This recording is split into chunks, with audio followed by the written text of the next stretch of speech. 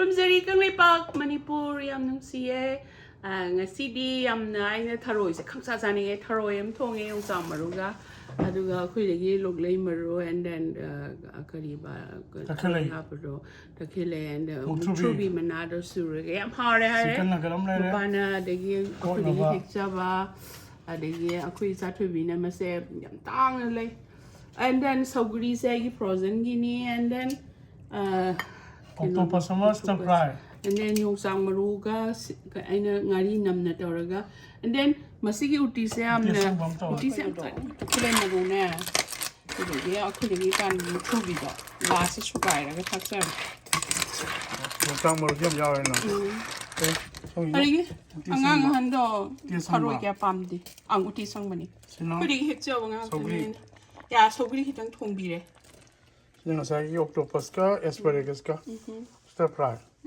Okay. Aku lagi ni. Last moment are ning thanda oi jing ki to. Yang bio, biba isa marmo. Ahalo ki ba khangau da bani. Nasa palo pabasao. Aduga kulay ba naharol gi generation kang lepak kalu Manipur kalu aku lagi pag dun ay YouTube ki focus di apa basaba kaya pasti ay pa sino nga sabi sa pawi ito pa hả anh nhá Bangkok sẽ vẫn hậu ấy khuyên bán phải xài để hết tinh ấy mấy thằng phải đi Bangkok gì đi mà hả đâu mà bảo ya mấy thằng là tôi hình như nó cái gì đó khoai uri ba này quan sát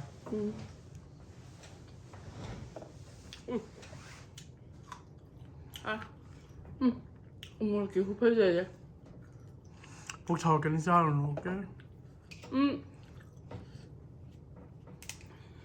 lúc thùng đôi cái khát đầu ấy ấy nè nó mà khá giam hay là khuyên bán sao ấy năm nay tôi biết đi mà lúc quên đâu nhà nó thì mới được như vậy hả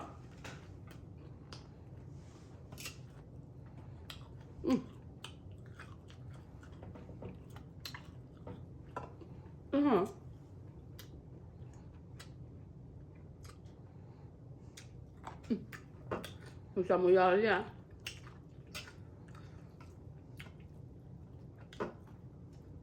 cái gì muốn đi dùng sáp ăn phải đi ăn phê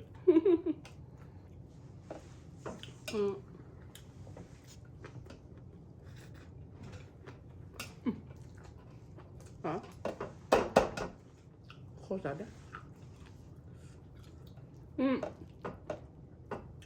sau khi cái present gì quay cái lỗ cái present thầm mình đó it's good đúng không mấy hàng tuấn hình gì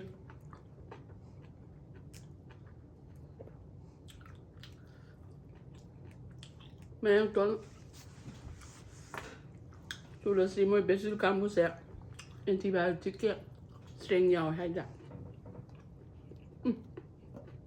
đúng không cái sao chuẩn bị đó ăn là lấy thời gian 아무나 bisa peramsingamnya. Mit kado tu bom. Hinggai nam dro. Nyamnya dua hawa. Kau saja.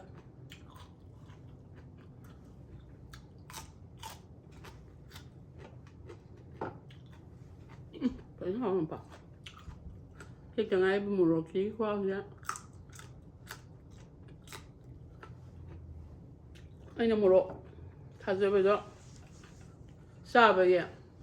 Mua rồi bây giờ sao tụi lấy ra?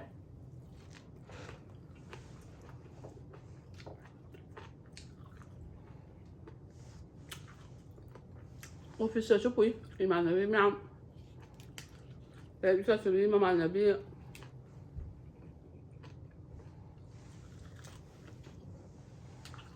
Sougri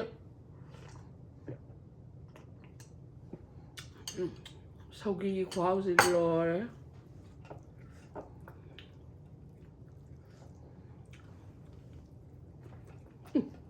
hả how ra thôi ra asparagus ka Octopus ka? Stop right how to.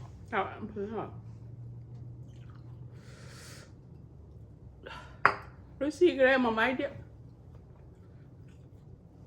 lấy rắn đi bạn khối Manipuri di asparagus sampai thả man Yeah. Haore Rồi dám hỏi dám bảo Asam super di. anh ạ ta cái em mà đu đỏ hỏi như mấy bạn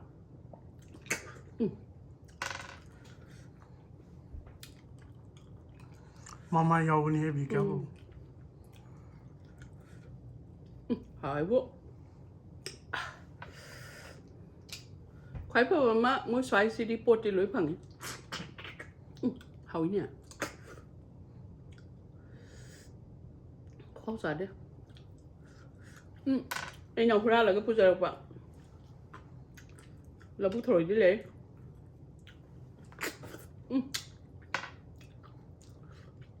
phải rất hỏi nào anh nào dịch kia với mixer này hôm nay đó mình chỉ thổi hổ hào này Sam thổi cái photo cái mình hình được it's very important hỏi một bạn mình phát em hồn đó cái số hỏi lấy nè nhưng mà mình chụp phải lấy Em làm chúc rồi. hỏi một bạn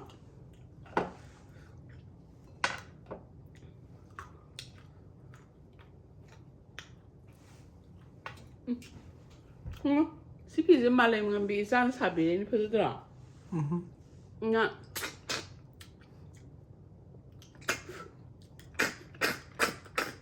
idea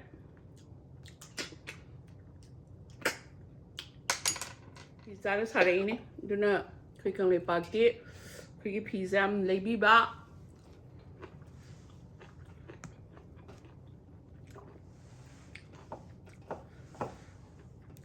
office ka ba da ma da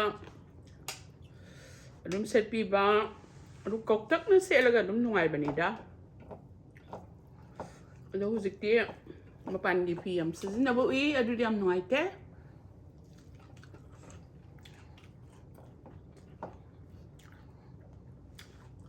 ang ko kang le pa ke there's a Manipuri encourage tau bi ba le bi ba it's very important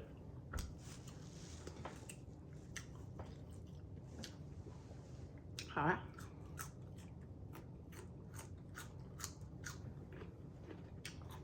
Này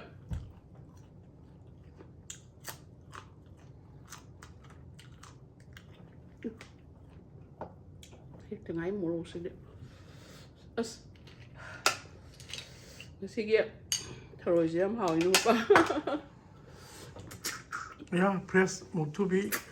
Ở đây chắc cái này mà lúc hấp mình bữa ở đó thì làm phải dân lại. su vậy, không nữa,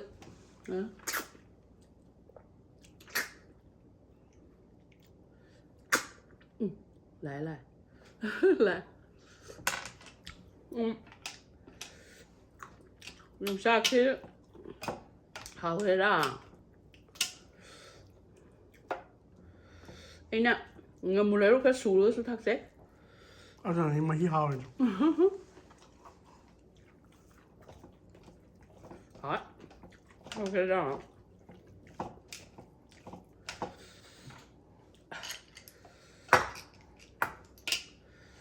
Isa này đi Tharoi đi cái bạn tôi biết các bạn. Ooti sang mình đi cái gì cả. Xin lỗi. Mà xin đáp. Ooti sang mình xin cho họ ấy. อังโคลาโดเพราะอันสูงเลยอ่ะ เวลาทำเลยฮาราเลย เดี๋ยวเยอะเป็นน้องฮับแบบนี้นะมุกทุบีอ่ะก็แต่เพื่อนมารู้สุกายก็ทักว่าเริ่มได้ละอันนี้ที่จะไปจะเงาอีกก่อนหัวชิ้นมาร่วมหาวแบบ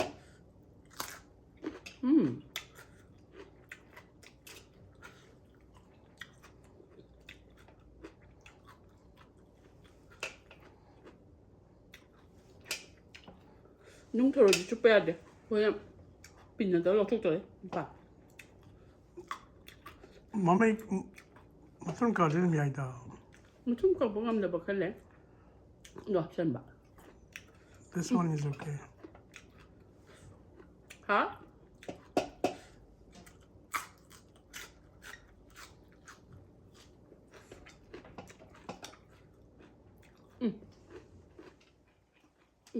คุณฮะ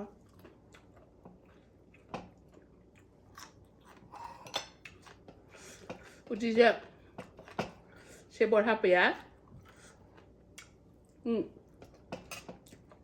She bought it.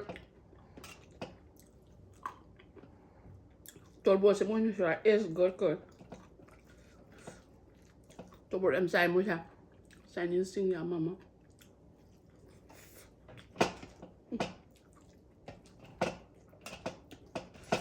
Tôi bought hấp Ooti she quit thum nan ha. Vậy hả? Anh ạ. Hãy mình xin mana cả. Khai thiệt xin giờ thơm màu ấy. Cần đi bạc đi xa đi ngày à tính đó. Vậy đó phải không? Khana lại bạc Manipuri nhé. How hết nào? Missed đâu á? How? Tharoi, Sougri, Ooti,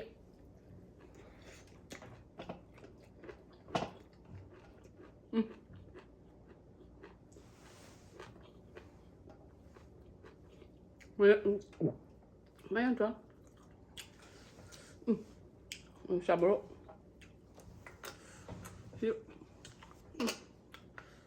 piel, no manca copa gì.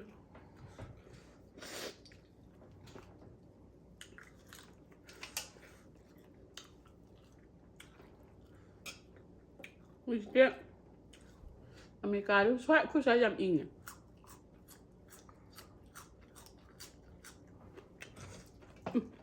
Hả?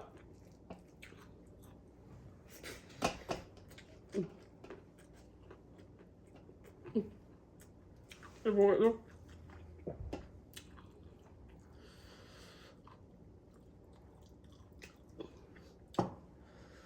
Em thấy hay đi em bộ cái đó. Cabio, anh là tha đấy, bạn bia đi không? Hả? 사진 몇 장 봐봐. 보이는 매. 옆에도 시험 해? 그래서 들어봐요. Umur terus jalan usahakan. Kalak siapa dong? Yang jalan. Mình làm cho hoàn thấy rồi. Nó ham một tầm điện, ôi cho đấy sao? Nó ham cái gì nhá? Hả?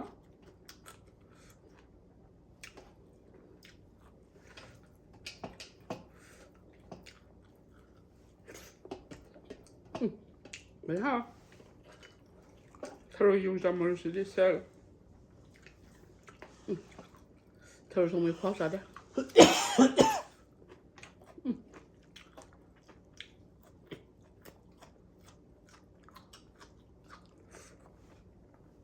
Hả?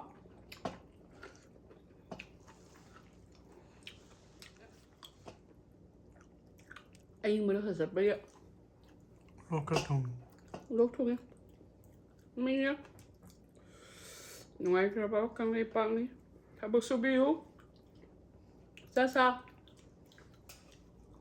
Kung sari kang lipat, Manipur. Alright, take care, guys. Sari kang lipat, ngasi di kenotowe. Tharoi, light Tharoi si phajare. Ani ra kahum lak photok sare, tingzare, mahi se tukimati hukiti. Yam na mayan yam me tili daga ma so many. Adi no photok view. Oh my, ani ra photok mahi haido kare, do thum thaga sing thaga. Phula digi sida lungan jarani. Adagi morok ngari ga yongcha ka susira nganjarani loglai sidi surani to akhoi degi hexabani ma pa yango hujita mukthur bisengo lo sidi sat pa loi gra ta khele ma khok da kumna suraga su doini sina keno ne Octopus ne ngau ge hara octopus ne ya khitang daraga ngau jage tu octopus achau bani okay ya series na keno tau jarga octopus se khang ngau jarga akhoi degi hujita hexab morok ni mani na mama Lui jare. Ene sugai raga lo kaino do. Tukule na do ne. Tugi aku degi kan muthubi do. La se sugai raga thaksa. Mutang mor gem yawe na. Okay. Ari angang han do Tharoi kya pamdi. Ang uti sang bani. Ku degi hek jaw nga. Sougri. Ya Sougri hitang thongbi re. Yung nasa octopus ka, asparagus ka. Stir fry. Okay.